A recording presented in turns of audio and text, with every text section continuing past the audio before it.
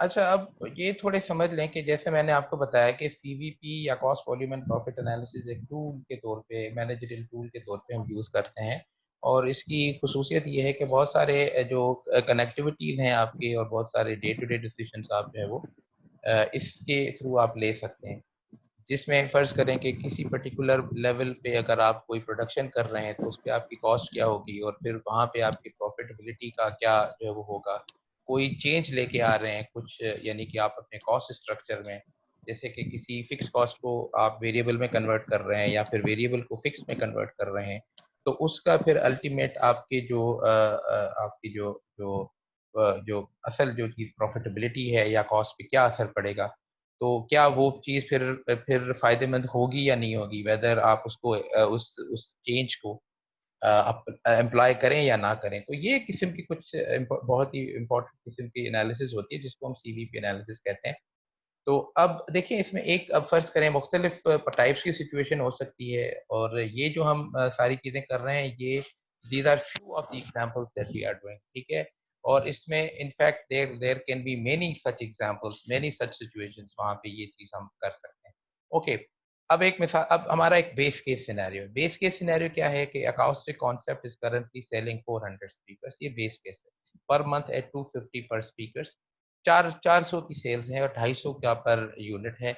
और आपकी जो टोटल मंथली सेल्स आपकी इसके बेसिस पे ऑब्वियसली हो जाएंगी कितनी, 400 को मल्टीप्लाई कर दें 250 के साथ, तो आपकी जो करंट सेल्स हैं वो 1 लाख की हो गई।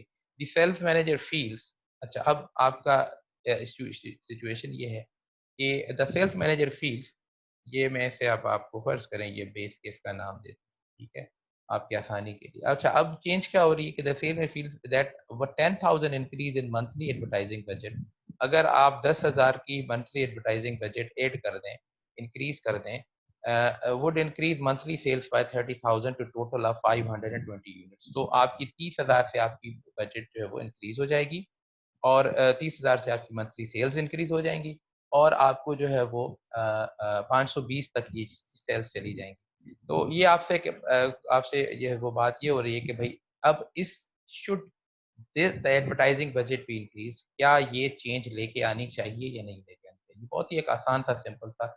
अब आपको देखें, आपके पास बेसिकली क्या है, आपके पास कुछ बुनियादी चीजें हैं एज अ मैनेजर।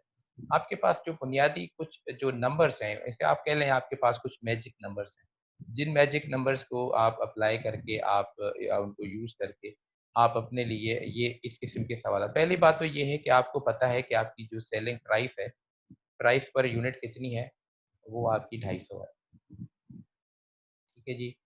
और इसकी जो मेरे ख्याल में आप अगर डेटा को पीछे जाके देखें तो इसकी जो वेरिएबल कॉस्ट थी वो शायद 150 है, ठीक है जी।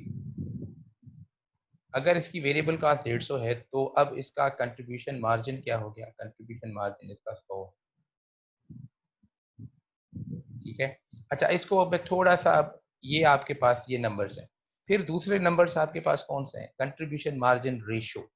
मैंने आपको बताया था कंट्रीब्यूशन मार्जिन रेशो, ठीक है जी। ये सीएम रेशो का मैं नाम दे सकता हूँ उसको, इसको आप चीफ मिनिस्टर रेशो नहीं समझिएगा, ये कंट्रीब्यूशन मार्जिन रेशो।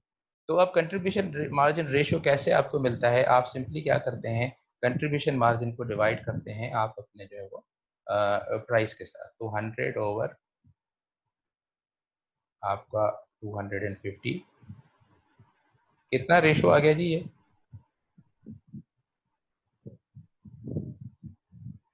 ये रेशो आपका कितना आ रहा है, ये थोड़ा देख लें।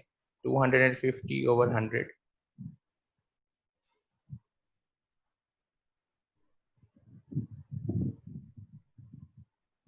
40%, 0.45।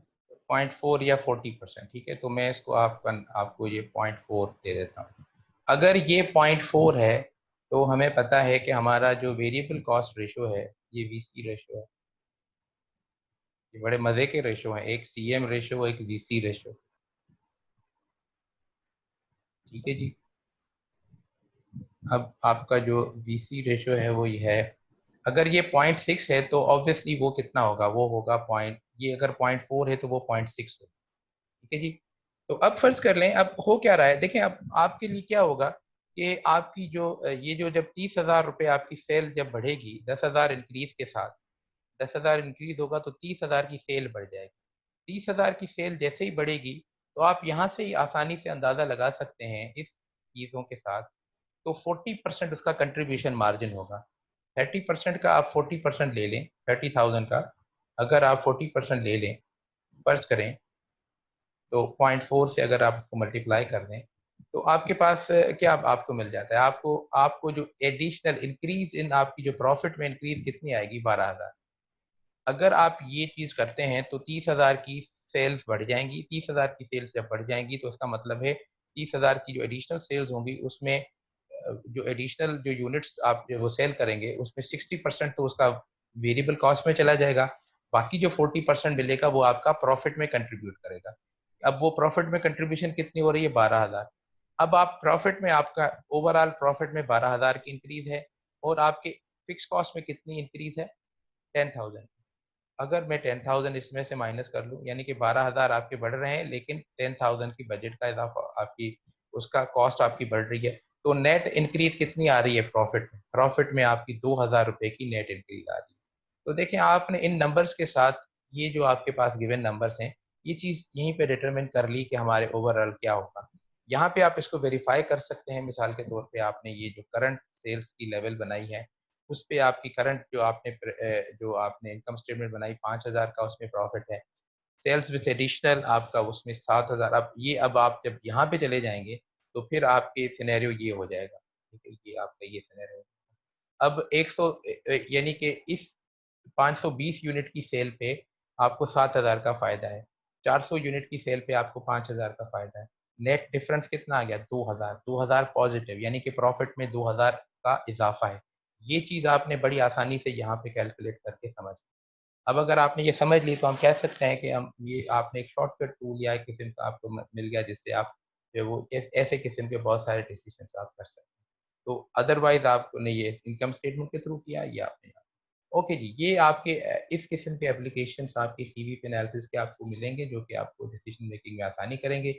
ये उसका अल्टरनेटिव सोल्यूशन है। आपको अल्टरनेटिव सोल्यूशन के तौर पे ये 1 है, ये 2 है। ये मैथमेटिकल इशू है। आप इस प्रॉब्लम को अपने तरीके से कैसे भी चाहें आप इसको जो है वो आप इसको जो है वो कर सकते हैं, क्या कहते हैं कि इसको अप्रोच कर सकते हैं। नो इशू, आप कैसे भी करें। जहां तक एग्जाम की बात है आप कोई भी मेथड अप्लाई करें, आपका जवाब सही होना चाहिए, ठीक है। लेकिन ऑब्वियसली आपको जो अच्छी अप्रोच वो होगी कि जो बहुत ही आसान और शॉर्टेस्ट पॉसिबल मेथड में आप इसको अगर करें तो वो ज्यादा अच्छा है। क्योंकि वो एक चीज कही जाती है कि a good mathematician is a lazy mathematician, ठीक है। A good mathematician is a lazy mathematician. वो क्यों कहा जाता है, वो इसलिए कहा जाता है कि आप वो बहुत ही कम से कम स्टेप्स में वो जो मैथमेटिकल प्रॉब्लम है उसको सॉल्व करने की कोशिश करता है। तो laziness in this case is appreciated in mathematics. Okay, अब ये चीज समझ में आ सर गई एक अगर बात पूछनी थी आपसे।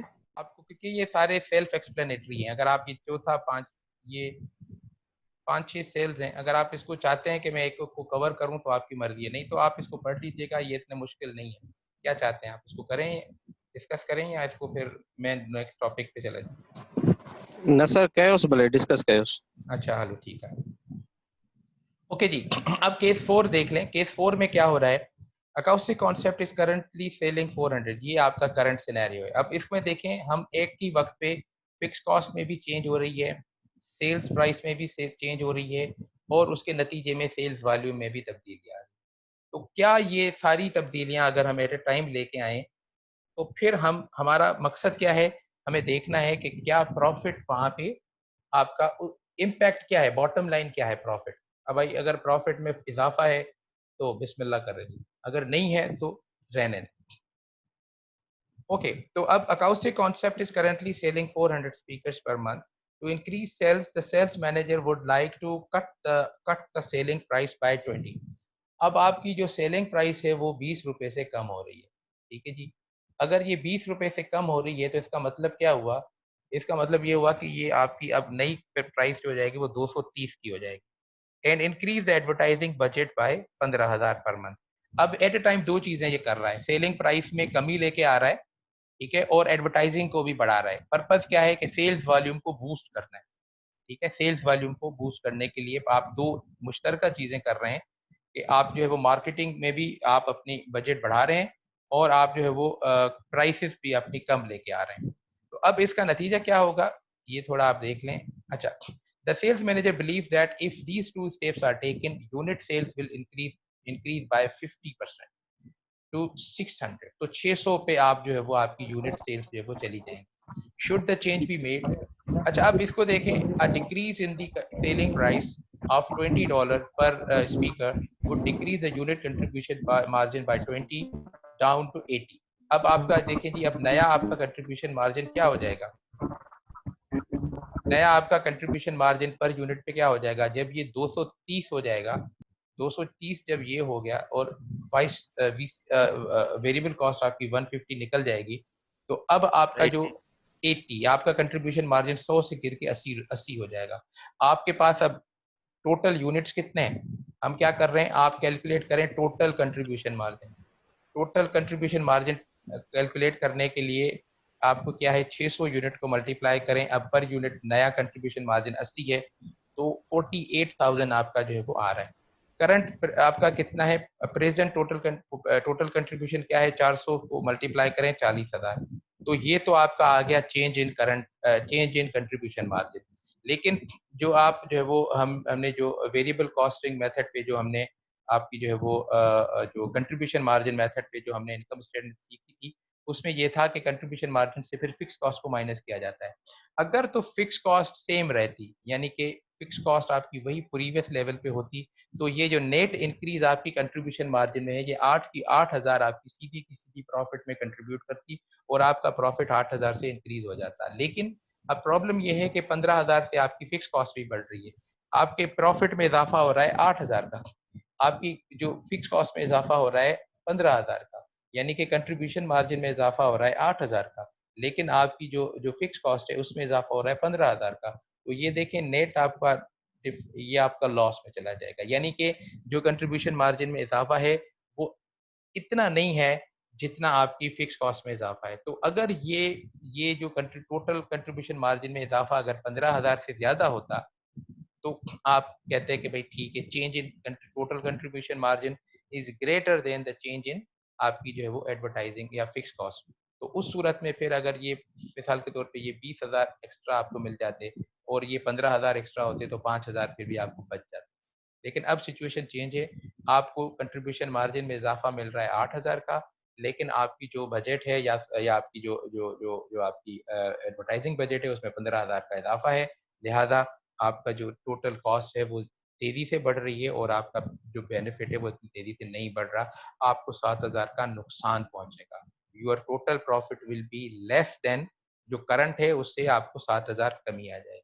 ठीक है जी, कोई अगर सवाल है तो इसका ऑब्वियसली फिर अगर ये सिचुएशन है तो ये करना चाहिए या नहीं करना चाहिए, should we go for this decision,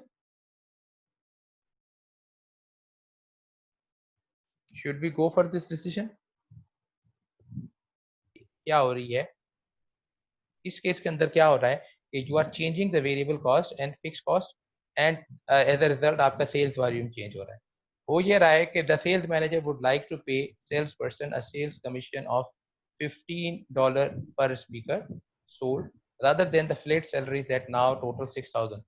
इस वक्त आप जो अपने सेल्स टीम है उसको 6,000 पर मंथ की सैलरी दे रहे हैं जो कि फिक्स्ड है, यानी कि इस वक्त की आपकी जो सेल्स पर्सन की जो जो जो जो सैलरी है वो फिक्स सैलरी है, ठीक है। लेकिन अब आप इसको चेंज कर रहे हैं, कन्वर्ट कर रहे हैं इनटू वेरिएबल कॉस्ट, तो आप ये कॉस्ट स्ट्रक्चर में चेंज लेके आ रहे हैं। कॉस्ट स्ट्रक्चर में चेंज लेने से मुराद ये है कि आप फिक्स कॉस्ट को कन्वर्ट कर रहे हैं या तो वेरिएबल कॉस्ट में या फिर वेरिएबल कॉस्ट को कन्वर्ट कर रहे हैं फिक्स कॉस्ट में। तो आपने ये फर्ज करें 15 रुपए से जो है वो अब उनको जो आपने लगा, ये अब आमतौर पे इस किस्म के फैसले तब होते हैं, मैं आपको बता दूं, आप जब आपकी जो इकोनॉमी के अंदर जब रिसेशन आ जाता है, थोड़ी मंदी आ जाती है, तो आमतौर पे कंपनीज कोशिश करती हैं कि वो वेरिएबल कॉस्ट पे चली जाए, ठीक है। और जब इकोनॉमी जो के अंदर माशाल्लाह तेजी होती है, आपकी मार्केट अच्छी होती है, तो वो फिर कोशिश करते हैं कि हम फिक्स कॉस्ट में अपनी वेरिएबल कॉस्ट को फिक्स कॉस्ट में कन्वर्ट कर दें।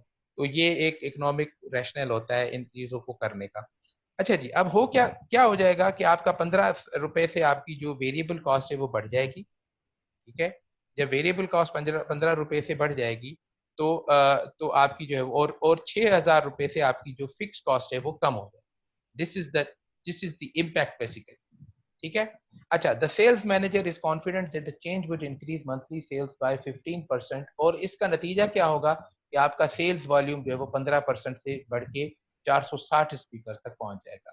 सवाल ये है कि क्या इस चेंज को एक्सेप्ट किया जाए या इसको ना किया जाए।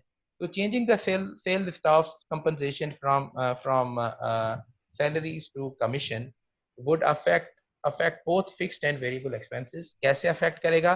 Fix expenses would decrease by 6,000, जो इस वक्त के आपके शायद 35,000 के जो आपके जो हैं वो 6,000 से कम हो जाएंगे। और बाकी फ्रॉम 35,000 टू 29,000। और दूसरी चीज क्या होगी? दूसरी चीज ये होगी कि variable expenses per unit would increase by 15 from 150 to 165। ठीक है। और एज अ रिजल्ट इसका नतीजा क्या होगा? The unit contribution margin would decrease from 100 to 85। This is, अब ये आपकी बेसिक आपकी जो चेंजेस आ रही हैं आपकी इस एनालिसिस के बाद वो ये हो रही हैं। अच्छा, इसको थोड़ा एक्सेप्ट कर लेते हैं कि क्या होगा। अब आप, बहुत ही आसान है इसको करना। कैसे? Expected total contribution margin with sales staff on commission 460 का आपका जो है वो अब नई सेल्स लेवल कितनी होगी? 460 स्पीकर पे, 400 के बजाय 460 के स्पीकर पे आप चले जाएंगे। मल्टीप्लाई कर दें 85 पर स्पीकर, अब नया कंट्रीब्यूशन मार्जिन आपका 85 है, तो कितना हो जाएगा? आपका टोटल कंट्रीब्यूशन मार्जिन हो जाएगा 39,100। अच्छा, प्रेजेंट टोटल कंट्रीब्यूशन मार्जिन कितना है जी? 400 स्पीकर्स और मल्टीप्लाइड बाय 100, 40,000। अब देखें आपको यहाँ पे नुकसान पड़ रहा है। टोटल कंट्रीब्यूशन मार्जिन जो है वो आपका 900 रुपए से गिर जाएगा। लेकिन बात